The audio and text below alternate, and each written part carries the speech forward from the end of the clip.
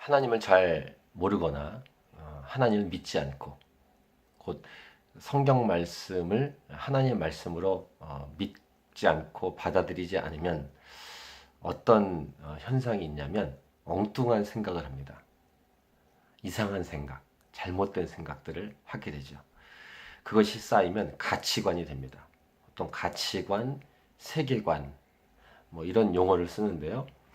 그것이 견고한 진처럼 자신 안에 마인드 안에 자리 잡으면은 어떤 사건, 어떤 일들, 어떤 문제를 만났을 때 해결 방식이 하나님과는 전혀 상관이 없는 악한 그리고 잘못된 우매한 생각과 판단과 행동을 하게 됩니다.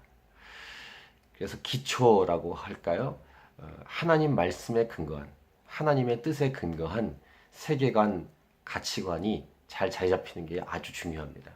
특별히 우리 다음 세대, 우리 자녀들이 하나님 말씀, 성경 말씀을 기초로 해서 그 뼈대, 그 다음에 가치관, 그 틀이 잘 잡힐 수 있기를 간절히 축복합니다. 오늘은 2019년 2월 5일 화요일입니다. 오늘 우리에게 주시는 말씀은 마가복음 12장 13절부터 27절 말씀입니다. 오늘 말씀은 두 가지 내용인데요. 첫 번째는 세금 바치는 문제이고 두 번째는 부활과 관련돼서 그 구약에 있는 법 중에 기업을 물은다고 하죠. 그 결혼했는데 자식이 없이 그 형제 맏아들이 죽었을 때 그 형수, 그 아내가 그 동생, 남동생하고 결혼해서 자식을 이어가는 이제 그 관련된 부분으로 예수님께 질문한 내용입니다. 이 두 가지 내용, 즉 예수님께 와서 했던 이 질문의 두 가지의 동기는 예수님을 책잡고 예수님을 넘어뜨리려고 하는 그런 동기로 와서 질문했다는 것이죠.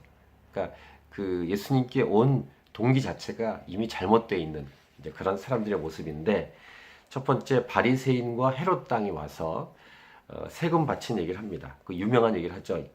그래서 예수님이 가이사의 것은 가이사에게, 하나님의 것은 하나님께 바치라, 이런 대답을 딱 했을 때 이 바리새인과 헤롯 당이 더 이상 말을 할 수가 없었습니다. 이 예수님의 이 대답에서 중요한 포인트가 무엇입니까? 모든 것이 하나님의 것이다. 결국은 하나님께 다 드리고 바쳐야 된다 라는 내용입니다. 할렐루야. 두 번째는 부활이 없다고 생각하는 사두개인들이 부활 때 하면서 아까 말씀드린 것처럼 모세가 준 율법 19절을 제가 읽겠습니다. 선생님이여, 모세가 우리에게 써주기를 어떤 사람의 형이 자식이 없이 아내를 두고 죽으면 그 동생이 그 아내를 취하여 형을 위하여 상속자를 세울지니라 라고 하셨는데, 7형제 중에서 그 7형제의 첫 번째 마지가 아내를 취하였다가 상속자가 없이 죽고, 그래서 계속 죽어서 상속자가 끝내 없었다. 그럼 마지막 부활 때는 그 여자는 누구의 아내가 되겠습니까? 이런 말도 안 되는 엉뚱한 질문을 예수님께 했을 때 예수님의 대답은 무엇입니까? 하나님은 죽은 자의 하나님이 아니다. 산 자의 하나님이시다. 너희가 크게 오해하였다. 그리고 저 하늘의 천국에 가면은 결혼하지 않는다. 이런 얘기를 하십니다. 그러니까 서두에 말씀드린 것처럼 하나님도 믿지 않고 인정하지 않고 부활도 믿지 않고 또 예수님을 메시아로 믿지 않는 사람들의 생각, 그 틀 속에서 아무리 성경적인 질문, 아무리 겉으로는 예수님께 물으려고 왔지만 그 동기 자체가 예수님을 인정하지 않은 상태에서 질문하는 그 질문은 엉뚱할 수밖에 없고 잘못된 생각일 수밖에 없다는 것이죠. 이 땅을 어떻게 살아야 되겠습니까? 우리 자녀들을 어떻게 양육해야겠습니까? 하나님, 또 하나님의 뜻이 기록되어 있는 하나님 말씀인 줄 믿습니다.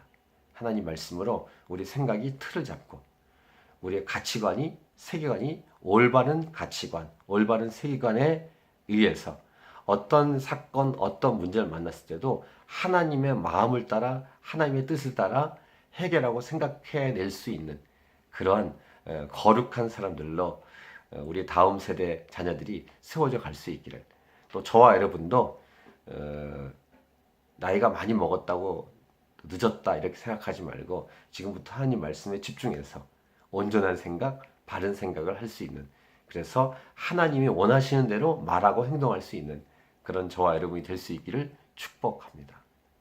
그냥 교회를 왔다 갔다고 한다고 해서 저절로 되지 않습니다. 거룩한 노력이 필요합니다. 하나님 말씀을 얼만큼 읽고 있나요? 하나님 말씀을 집중하고 매일매일 하나님과 기도하고 큐티하고 동행해서 정말로 하나님의 온전한 백성들로 세워져 갈 수 있기를 간절히 축복합니다. 오늘도 이 하루가 하나님의 날, 승리의 날, 하나님께 영광된 날이 되십시오. 아멘.